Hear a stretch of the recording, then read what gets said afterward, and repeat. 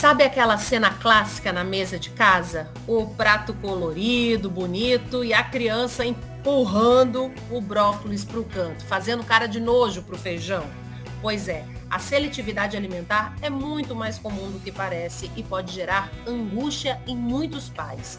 Mas será que é uma fase? Será que dá para ensinar o paladar? E o que fazer quando o momento das refeições vira uma batalha diária? Hoje a gente vai falar sobre seletividade alimentar nas crianças, entender por que ela acontece, o que está por trás desse comportamento e, claro, o que os pais podem fazer para ajudar sem transformar a comida em vilã e a hora da refeição em pesadelo. Quem esclarece todas as dúvidas é a nutricionista Gabriela Capim.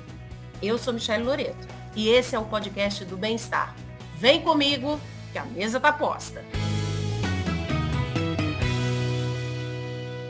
Olá, Gabi, tudo bem? Seja bem-vinda ao nosso podcast do Bem-Estar. Como é que você está, hein? Olá, Michele, eu estou ótima. Muito obrigada pelo convite. Estou muito feliz de estar aqui com você para a gente falar desse assunto que é tão relevante e tão apaixonante para mim. Vai ser um prazer. Obrigada pelo convite.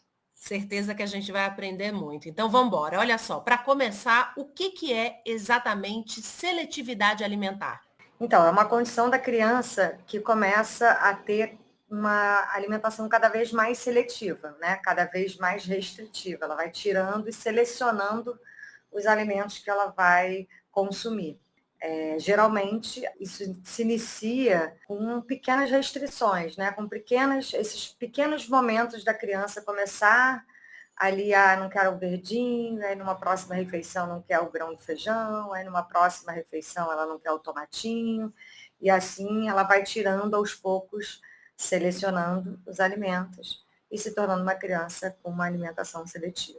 Essa seletividade alimentar, ela é uma fase ou pode durar mais tempo, ou pode durar a vida inteira, levar para a fase adulta, enfim? Sim, existem muitos adultos muito seletivos, né?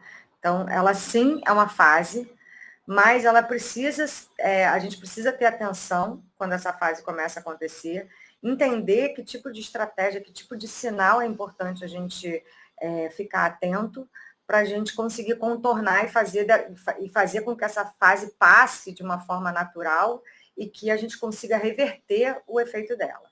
Então, ali quando a criança chega por volta de 2, 3 anos, é quando essa seletividade alimentar começa a dar sinais muito claros. Isso tem a ver com uma fase de desenvolvimento da criança natural. Nessa fase, ela também começa a construir mais a autonomia dela, ela consegue começar a perceber que ela é diferente dos colegas, e essa diferença começa a encantar ela, e de certa forma ela começa ali a construir a própria personalidade.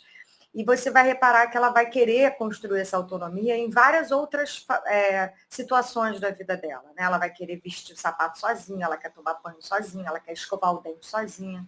Ela começa a querer experimentar muitas coisas sozinha. E a hora da refeição é uma hora que geralmente ela também quer se impor, também quer colocar o dedinho dela, quer dizer quais são as preferências dela. E o que acontece com a criança de 2 ou 3 anos? Ela vem de um processo de introdução alimentar que geralmente ela come de tudo. A criança, por volta dos 2 anos, é a fase ali entre 1 e 2 que ela está comendo de tudo, passou pela introdução alimentar e o pratinho vem pronto da cozinha com tudo que ela já come. Quando ela começa a desenvolver a sua própria personalidade e a autonomia, ela quer dizer o que ela quer comer. Então, nesse momento é que ela vai começar a querer tirar do prato, porque é a única opção que ela tem de se impor na refeição.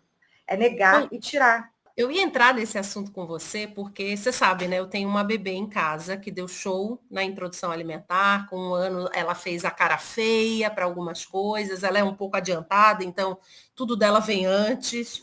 Ela está fazendo 2 anos hoje. E só que a gente, obrigada, a gente vive uma fase assim, ama batata em uma semana, odeia na outra. Come cenoura, beterraba, sem parar, assim, de uma forma até você fala, gente, para de comer. E aí depois ela diz que não gosta, mas aí daqui a pouco volta a comer normalmente. Você falou que justamente é nessa idade, né? Que tem muito desse vai e vem. E aí eu queria saber o que você faz nessa fase, se insiste, se deixa para o outro dia, né? Porque acontece, você já falou, né? Uma fase da Sim. criança se colocar. Mas o que os pais fazem nesse momento? Porque eu fico olhando e falo Não assim, sabe nem gente, por onde começar. você tenta conversar, mas você gosta da batata. E a criança fala, não quero. E faz uma cara de nojo, sabe? Sabe que tem uma coisa, Mi, que é você justamente usar essa dinâmica de construção da autonomia e do desenvolvimento da personalidade para mostrar para a criança até onde ela pode ir, até onde tem as regrinhas da casa. Então, o que eu costumo dizer é, em vez da gente trazer o pratinho pronto, com as 5 cores, que a gente já sabe que a criança come, então a batata, ou a beterraba, ou a cenoura, você vai trazer o prato vazio e você vai dar a opção para que ela complete as 5 cores no prato. Então, agora, em vez do pratinho vir com as 5 cores, com as coisas que você está supondo que ela gosta, com as coisas que você está achando que ela vai comer esse dia, você vai disponibilizar o que tem, e aí também não precisa ser um buffet com 300 mil opções para as crianças, né? O que você tem em casa. Hoje é o quê? Arroz, feijão, carninha moída, purê de batata, brócolis e chuchu? Ótimo, ela vai ter que escolher 5. Ela vai poder dizer não para o chuchu ou para a batata. Mas ficar sem 5 cores no prato não pode. Mas ela pode escolher quais são as 5 cores que vai para o prato dela hoje. E aí você vai brincando com essas 5 cores, com essas ofertas, na verdade, né? Com essas possibilidades de ofertar os vegetais para as crianças, seja cru, cozido, assado, ralado, refogado, dentro de uma preparação, né? Ou in natura. Aí as possibilidades de você oferecer são infinitas. Mas esse clique de que você oferece o vazio para que ela preencha com as preferências dela, com o tamanho da fome que ela está sentindo, que isso também é um jeitinho da gente explicar para ela que às vezes a gente está triste, não está com tanta fome, às vezes a gente está mais animada, ansiosa, a gente quer comer muito. Você também vai trabalhando essa alteração de apetite que a gente sente e que muitas vezes a gente não consegue reconhecer, né? E vai fazendo o prato todo dia do mesmo tamanho, e quando olha, fala, cara, não estou conseguindo comer nem metade do prato, porque hoje eu estou mais triste. E aí você vai trabalhando todas essas questõezinhas com a criança. Hoje o pratinho tem certeza que você vai comer só isso? Não é pouquinho? É melhor comer, come tudo, depois, se você quiser, come mais. E aí você vai trabalhando vários conceitos dessa construção da autonomia e a percepção dela das próprias preferências, com a condução e orientação do adulto de que tem que ter as 5 cores no prato. Mas ela pode escolher. Bacana isso, bacana. Uma coisa que eu tenho feito é conversar com ela o momento que vai preparar a comida, porque quando eu preparo ali, já ofereço, e ela não quer, é um chororô, mas quando a gente conversa, você está com fome? Você quer comer agora? E ela fala, quero, eu vejo que a Já é aceitação outro tom, né? é melhor. Muito legal, assim, nessa preparação. A criança gosta, ainda mais nessa idade dela, ela gosta da previsibilidade do que vai acontecer.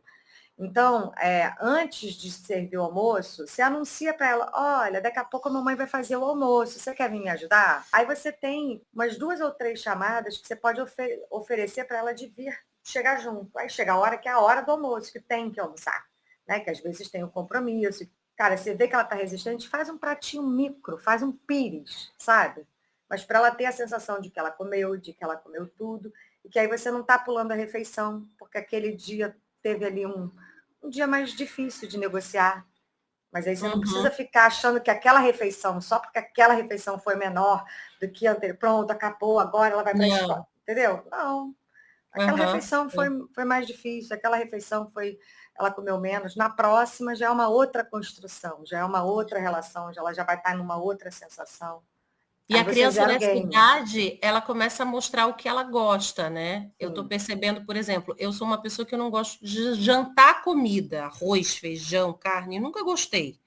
Eu gosto de fazer uma tapioca, de tomar um leite, uma refeição equilibrada, mas sem cara de almoço. E às vezes ela demonstra um pouco isso. Aí esses dias eu fiz uma tapioca com cenoura dentro, fui inventando. Né? Porque a criança vai demonstrando, é a personalidade, o gosto dela. É a personalidade, mas também é o exemplo que ela tem, né? Sim. É a referência que ela está tendo. Ela está tendo uma referência de uma casa que não tem jantar. Que o jantar é uma tapioca, que o jantar é um lanchinho completo. Que o jantar é só para ela. Exatamente. Aí a criança vai crescendo e não faz sentido nenhum para ela. Eu olhar e falar, ué, mas como assim é tão importante jantar que ninguém janta? Para a Entendi. criança isso não faz sentido, entendeu? Então Aham. ela vai se espelhar em você, e mais do que uma preferência dela, é uma identificação com o que a mãe dela está fazendo, Tá fazendo. né? Agora, Gabi, Para o bem e para o existe mal, né, o Michele? bem e para o mal. Existe uma diferença entre a criança que é apenas chata, assim, para comer, que a gente fala, é uma palavra meio dura, mas enfim, essa criança é Uhum. chata para comer, e a que realmente tem uma seletividade mais intensa, Ah, persistente, como é que os pais podem fazer para perceber essa diferença olha, aí? aí você tocou numa situação bem difícil, né? Porque vai ser difícil dos pais perceberem. O profissional que eles vão pedir ajuda provavelmente vai identificar se é uma questão comportamental, se é uma questão cognitiva, se é uma questão de birra da criança, né? Se é uma questão de resistência dos próprios pais conseguirem ter uma certa autoridade diante. Então, assim, tem vários personas dessa criança que come mal, né? Ela pode ser uma criança que é só tem um enfrentamento com os pais. A gente recebe de tudo, né? A criança que come super bem na escola e não come nada em casa. A criança que não come nada na escola e come super bem em casa. A criança que só come com a mãe. A criança que só come com a babá. A criança que não come, vai para casa sei lá, da avó e só come a comida, o feijão da. Então, tem vários nuances dessa persona, dessa criança que come mal. Agora, fato é que uma família bem estruturada, uma família que consegue olhar para essa dificuldade com entendimento de que para essa criança estar nesse lugar, tem um ambiente que levou para isso acontecer e que para ela transformar a alimentação dela, o ambiente em que ela vive vai precisar ser transformado junto, aí é que começa o trabalho. Porque uma criança não come mal sozinha, porque ela nasceu comendo mal, num ambiente que é super saudável, que as pessoas são super leves, sabe? Eu nunca peguei, nesses mais de 25 anos trabalhando com crianças. Assim, tem uma questão que a gente precisa levar em consideração, que é esse apontamento para a criança. Ela não come bem, ela não come mal, ela não experimenta, ela não gosta de nada, ela nunca quer, ela diz que não gosta sem experimentar, mas e o adulto que está ali no entorno? Como é que está sendo essa oferta? Como é que está sendo esse acolhimento? Como é que está sendo esse vínculo? Então, Agora, vai. Gabi, é diferente de uma criança, por exemplo. Eu vou dar o exemplo da minha filha aqui, que é o que veio na minha cabeça agora. Ela, desde bebezinha, quando começou a introdução alimentar, ela adora leite, adora queijo, mas ela não come iogurte de nenhum tipo. E o resto ela come tudo que é tipo de fruta, grãos e tudo mais. Mas iogurte é uma coisa que, desde que eu apresentei, ela não gosta. Isso não é seletividade. A criança pode, Não, eventualmente, não gostar, sei lá, de exatamente. maçã. Esse é o lugar, assim, quando você fala isso para mim, eu falo, cara, ok, ela não gosta de iogurte. Tudo bem, ninguém precisa gostar de tudo, né? E ao mesmo tempo que também ninguém não gosta de nada. Então, assim, é nesse lugar que eu gosto de pensar. Por exemplo, eu não gosto de pimentão. Eu já experimentei pimentão de tudo quanto é jeito. E se você fizer um pimentão na sua casa um dia para me receber, eu vou experimentar de novo. Mas é um alimento que eu olho e falo, cara, acho que aí não rola. Por exemplo, tem um outro exemplo que eu acho muito maneiro, que é o aipo. Eu, a vida inteira, falei que eu não gostava de aipo, que eu não gosto de aipo, que eu não gosto de aipo. Na época que eu fazia o programa Socorro Meu Filho Come Mal, uma família soube que eu não gostava de aipo e ela ofereceu um jantar, um almoço para toda a equipe e fez uma salada Waldorf, que a base da salada é aipo.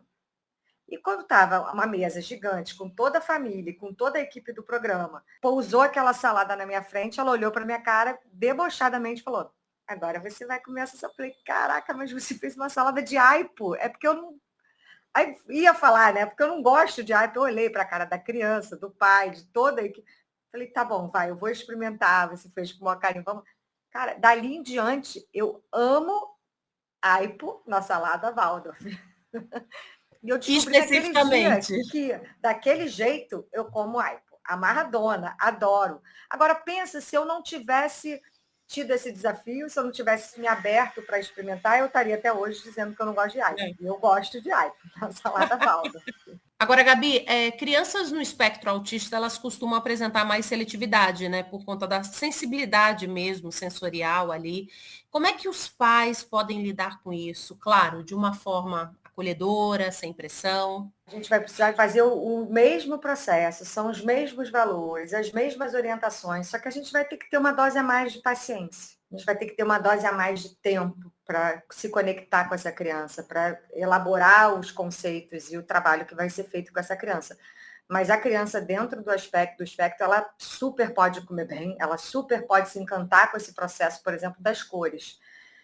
Eu lembro que uma das primeiras crianças que eu atendi dentro do espectro foi um desafio, porque eu era muito nova, e eu lembro que na conversa, assim, a mãe foi me contando, foi me dizendo como é que era, eu falei, cara, eu só pensava nas 5 cores. Eu falei, bom, se ele contar as 5 cores no prato, a gente já vai ter muitos ganhos, porque ele de fato comia arroz e macarrão só.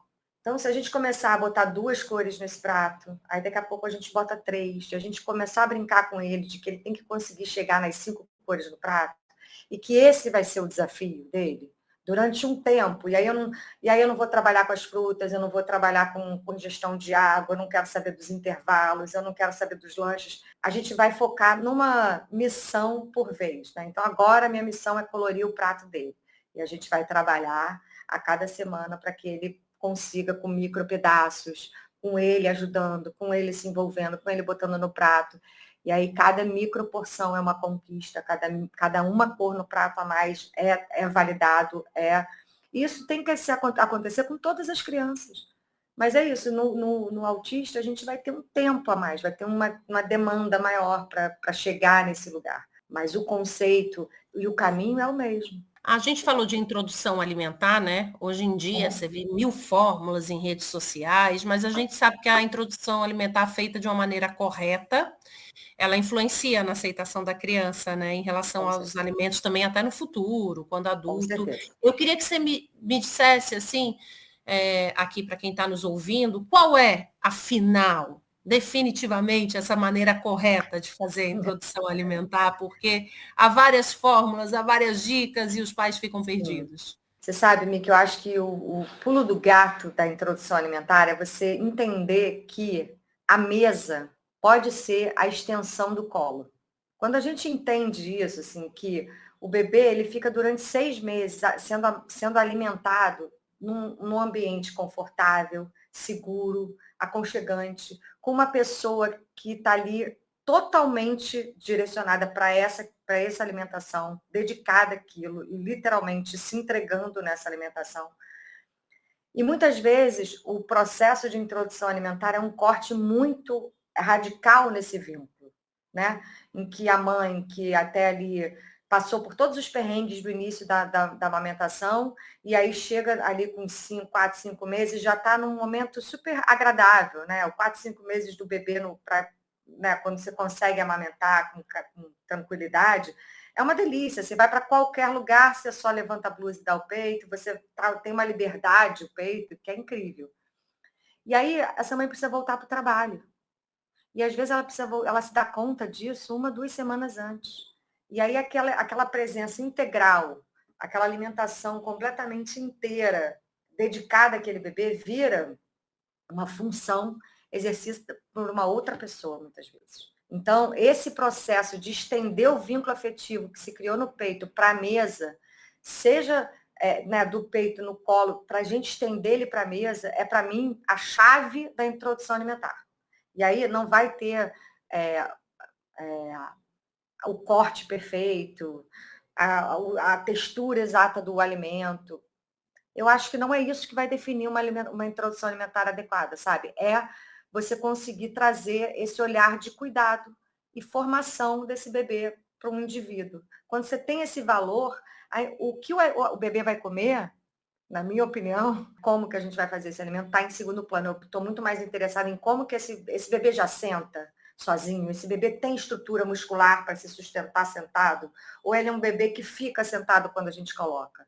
É diferente, um bebê que consegue sair da posição de bruços e se colocar sentado, ele criou musculatura para se sustentar sentado. O bebê que a gente coloca sentado e fica ali, geralmente ele fica curvado.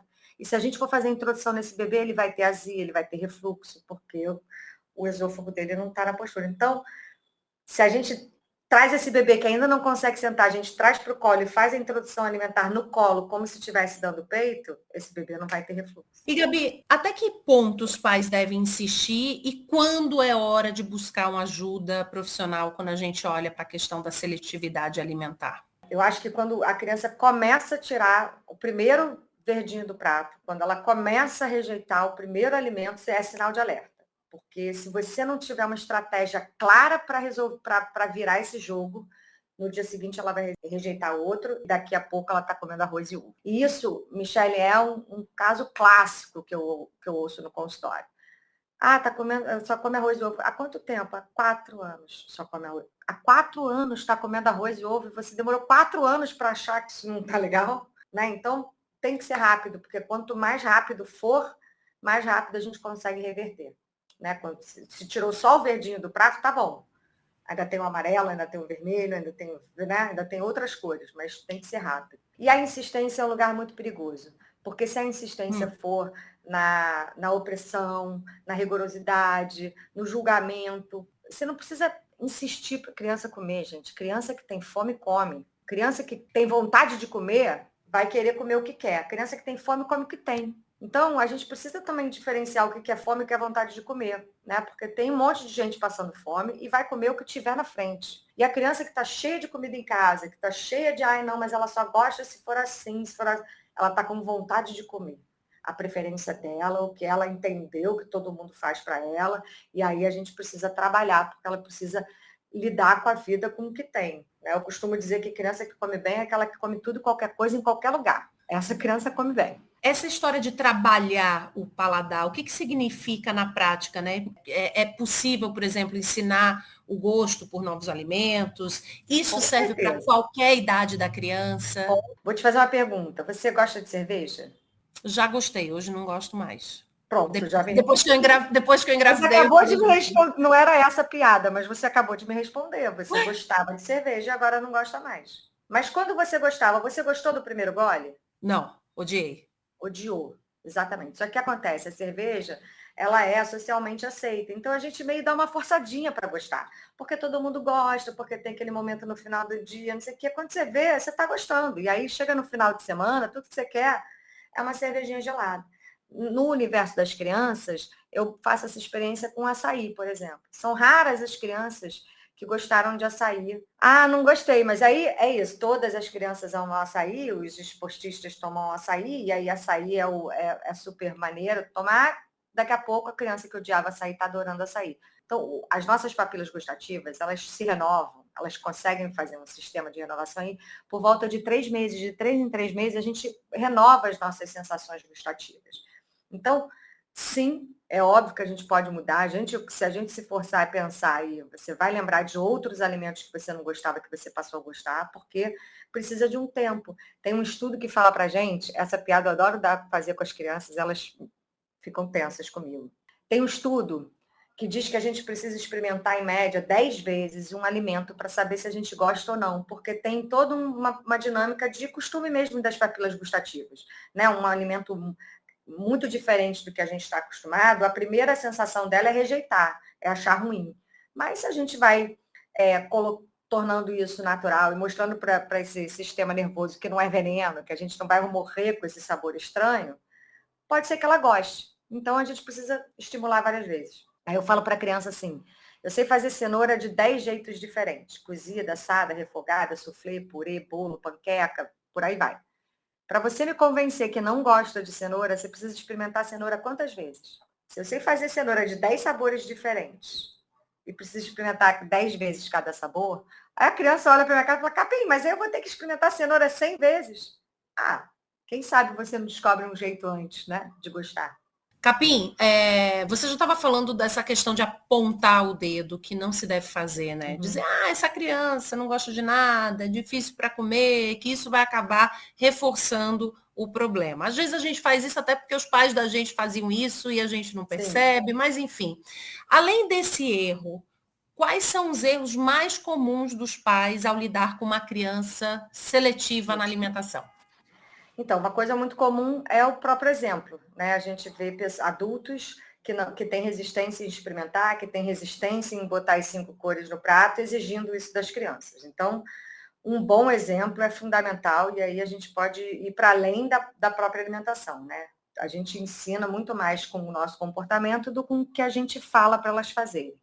Então, que sejamos bons exemplos, né? E um outro erro muito comum é quando a criança vai experimentar um alimento novo, a reação dos adultos não costuma ser acolhedora quando a criança não gosta. A criança que é muito resistente em experimentar, geralmente, quando a experiência é negativa, a criança experimenta, o adulto fala, poxa, mas eu fiz com tanto carinho, mas você não gosta de nada, pô, a vovó vai ficar triste, nossa, seu pai vai ficar chateado, mais uma vez você não gostou.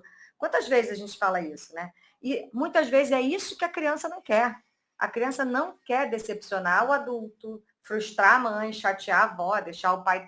Nenhuma criança quer isso.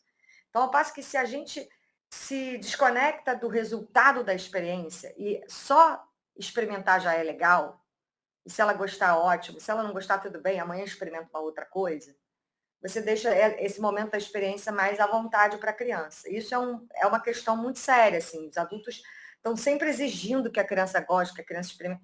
Calma, ela está experimentando, não tem obrigação de gostar.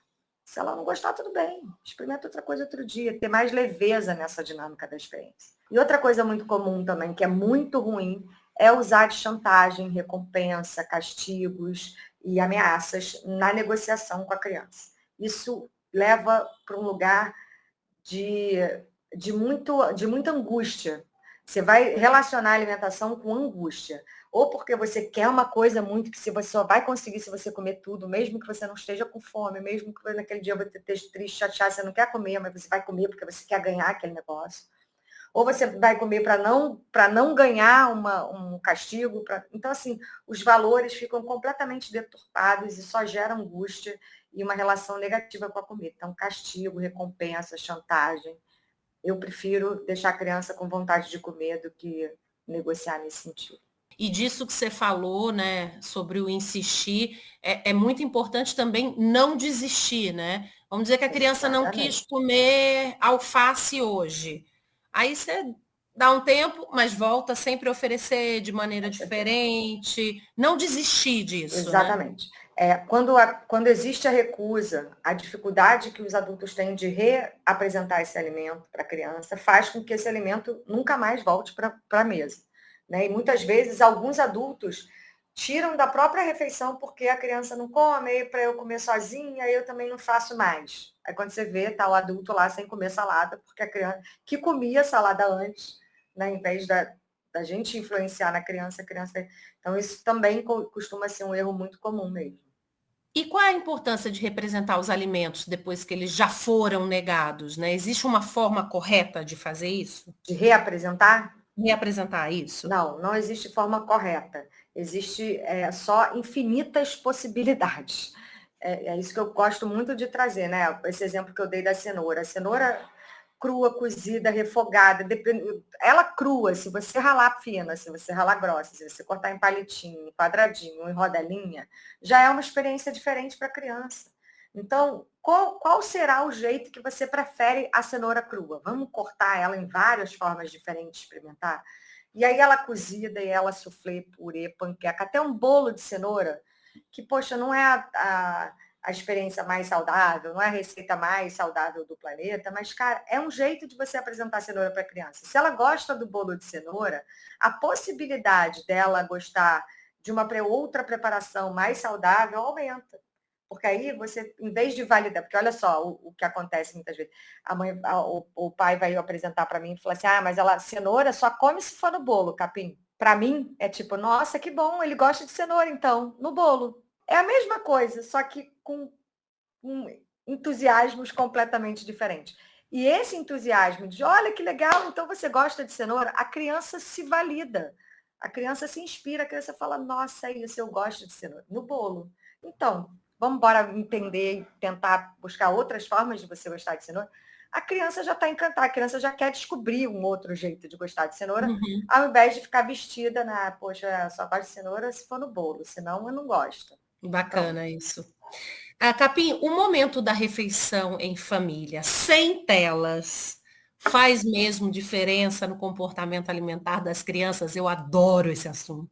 Toda, completamente, assim. Tela nas refeições devia ser proibido. Eu odeio restaurantes que tem televisão. Odeio com todas as minhas forças. Eu queria jogar uma bomba em todos os restaurantes com televisão. Sim, a tela, cara, ela tem um estímulo fotossensível muito forte. Então a gente fica realmente hipnotizado por ela. E aí o registro da refeição não é aceito pelo cérebro.